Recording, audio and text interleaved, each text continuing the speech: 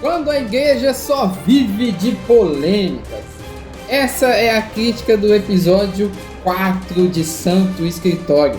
E vamos falar sobre isso logo após a vinheta.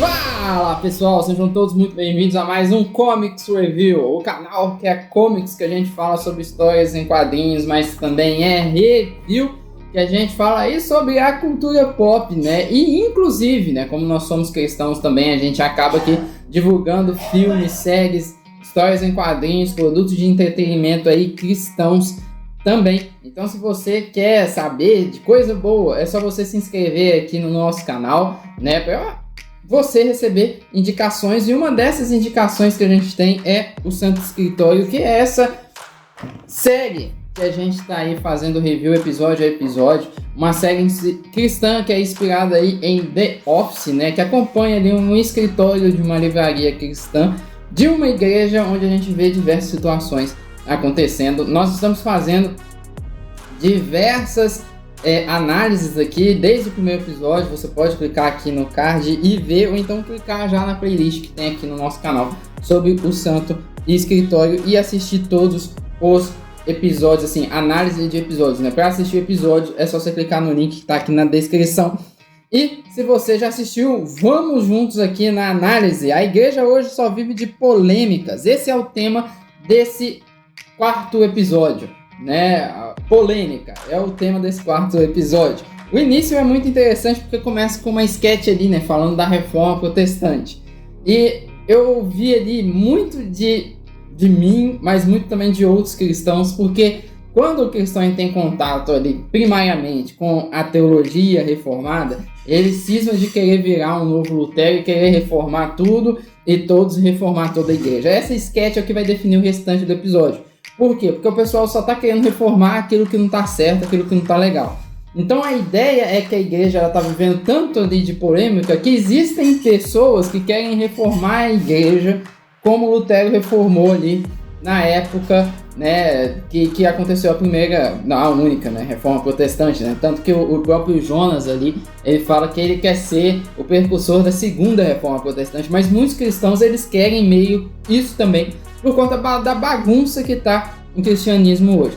Eu acho que é muito interessante o time da série. Eu não sei com quanto tempo que eles gravaram os episódios de diferença para os dias de hoje, mas tem muita coisa que está acontecendo nos episódios, que está acontecendo atualmente, que parece que eles gravaram o episódio na semana passada por conta das tretas cristãs que aconteceram na semana passada, e aí eles incluíram as críticas e colocaram o episódio essa semana. É óbvio que não é porque uma série você não grava tão rápido assim, não edita tão rápido, mas eles estão sendo tão certeiros na crítica que parece que está ali de forma simultânea aquilo que está acontecendo, né? E é muito ruim a gente estar vivendo numa época em que a igreja chama mais atenção pelas polêmicas que ela faz, o que acontece, do que necessariamente pelo próprio Cristo.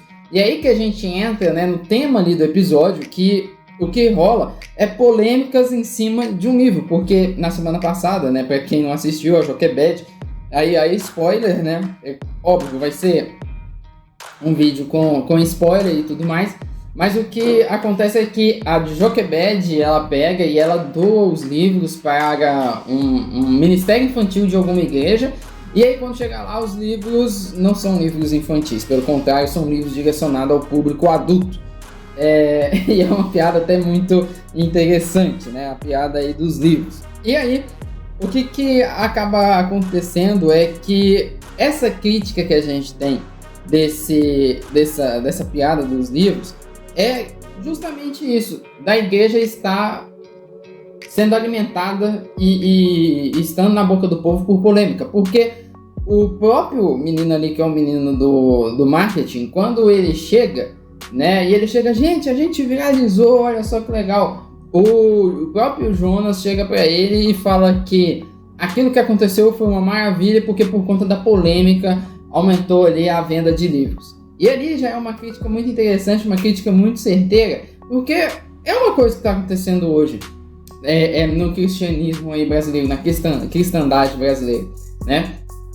Que por conta de polêmicas, as igrejas estão ficando muito faladas, muitas vezes por conta de polêmicas, aumenta a venda ali de diversas coisas que acabam ali, né, beneficiando a igreja. E é uma questão muito interessante isso que acaba sendo colocado ali, né? E é uma coisa para a gente refletir também, porque a igreja não é chamada para o escândalo chamar a atenção, porque quando o escândalo ele chama a atenção, você acaba afetando os de dentro, mas você também acaba afetando os de fora. E aí quando você acaba afetando de dentro, traz decepção. Quando você acaba afetando de fora, você repele as pessoas. Então você não está fazendo aquilo que Jesus mandou fazer. É óbvio que o próprio Jesus virou e falou que é inevitável que os escândalos não aconteçam, né? Mas não quer dizer que Jesus falou que é inevitável que os escândalos não aconteçam, que a igreja tem que ser igual ela está sendo hoje. Um antro de escândalo, onde cada hora você tem uma polêmica diferente, você tem um escândalo diferente, que todo mundo fica lá vendo o que de fato está acontecendo e fica feio, tanto para as pessoas que estão dentro quanto para as pessoas que estão fora. Aí depois a gente quer ver ser o baluarte da moral, sendo que dentro das nossas próprias igrejas a gente não está sendo moral, a gente não está sendo aquilo que muitas das vezes a gente prega, e a gente cobra algo tanto das pessoas que chegam, cobra algo às vezes das pessoas que estão sendo mais discipuladas, cobra algo até mesmo do pessoal do mundo, mas a gente tá igual ou pior o pessoal do mundo. Isso é muito complicado, né? E aí tem uma segunda questão que acontece nesse episódio, que eu acho que assim, né, encaixa muito com as coisas que estão acontecendo atualmente, que é a questão do pastor Jonas estar com medo de tomar um processo, porque de fato ele tomou um processo. E processo está na moda hoje no mundo gospel, né? Então é uma crítica muito interessante ali, essa questão também que acaba acontecendo. E por isso que eu falo que parece que o episódio ele é atual, porque a crítica ela bate certinho. Assim como, por exemplo, eles conseguiram lançar o episódio no mesmo dia que saiu notícia que o brasileiro lê menos. Eles lançaram o episódio no mesmo dia que a gente tem processos rolando no mundo gospel em alta. Então, assim, eu acho que é muita coincidência, né? É muita coincidência. E aí a gente tem também algumas questões ali que também permeia esse mundo de polêmica, né? Como ali a cena da profetisa, que eles vão entrevistar, ela fica profetizando lá tanto pro Maurício quanto pro Jonas, né? E apresenta uma pregadora no mundo gospel aí, e que ao mesmo tempo a gente vê ali uma questão daquele cristão que espiritualiza tudo, espiritualiza tanto que vive no mundo da lua e vive uma espiritualidade que nem a Bíblia fala que, de certa forma ali, existe, mas ao mesmo tempo ela é uma crítica a esse tipo de pregação.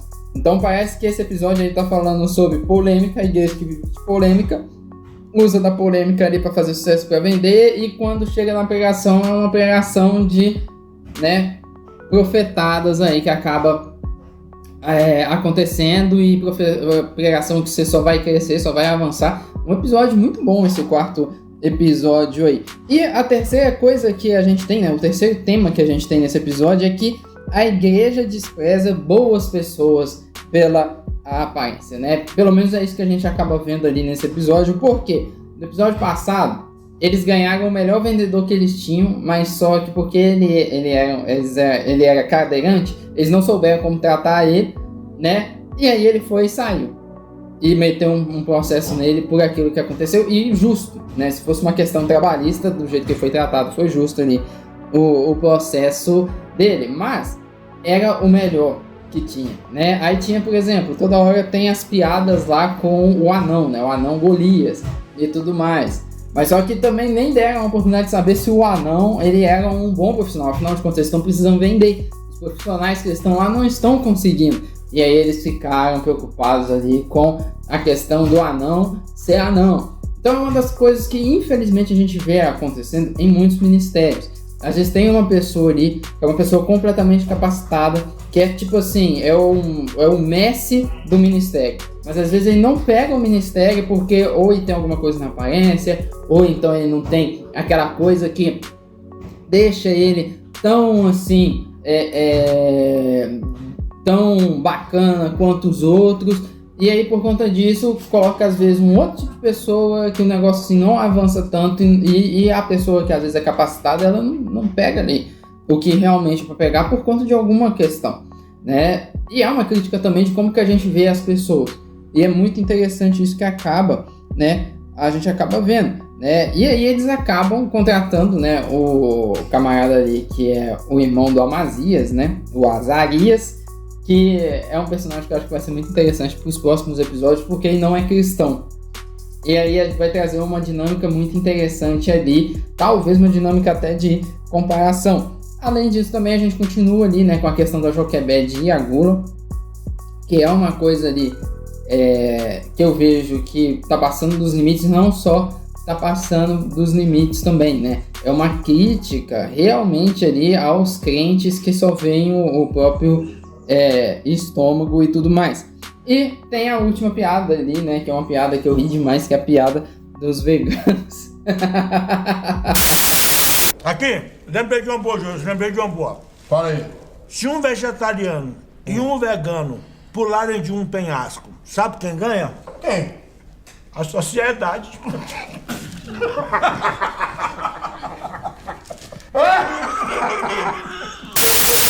As piadas do vegano. Veganos, por favor, não fiquem ofendidos com a piada, mas foi uma piada muito boa. E no mais é isso que a gente acaba vendo no episódio. Porque o episódio em si é um episódio muito bom, e eu tive a oportunidade de assistir essa semana 2 vezes. Eu assisti no domingo, depois eu parei de novo e assisti novamente o episódio.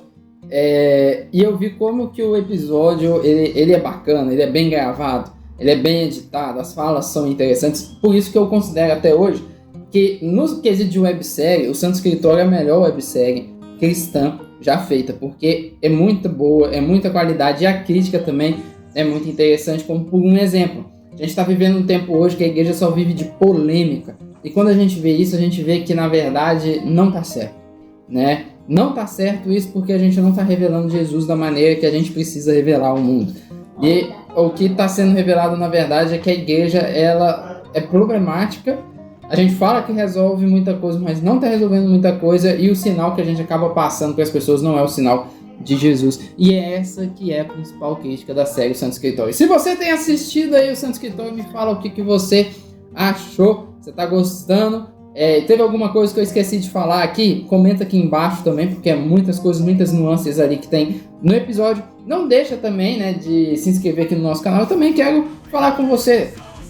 O entretenimento cristão, ele precisa de fato ser usado aí, porque ele edifica as pessoas, tanto os cristãos como também os não cristãos, né? Por isso eu quero apresentar para vocês minhas histórias em quadrinhos, que tem o seguinte pressuposto: se existissem super-heróis cristãos no Brasil, será que eles continuariam sendo cristãos?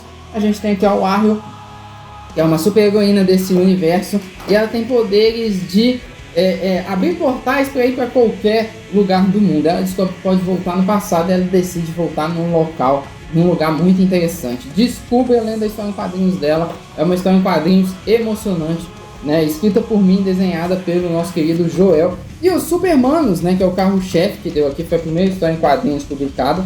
Acompanha a história de 3 irmãos que são daqui de Belo Horizonte. Eles ganham superpoderes e decidem usar aí para combater o mal, né? Eles passaram aí um tempo sem combater o crime, mas algo acontece que os faz retornar a essa prática. Está em quadrinhos muito bacana, que fala sobre a unidade dos irmãos, mas também reflete aí sobre essa questão de se existissem heróis cristãos no Brasil, será que eles continuariam sendo cristãos? Se você quer mais informação, clica aqui embaixo, não deixe de seguir as nossas redes sociais, e não deixe também de deixar sua curtida, de compartilhar esse vídeo para mais pessoas, para que mais pessoas acompanhem. Está acompanhando a série com pessoas? Compartilhe esse vídeo e não deixe de assistir, gente, vídeos aqui do canal. Eu fui na loja da Marvel, então não deixe de ver esse vídeo. Eu tava lá na loja da Marvel Disney, acompanha, foi muito legal, e tem outros vídeos aqui no canal para você ver também. Clica em um e a gente continua a nossa conversa. Até mais.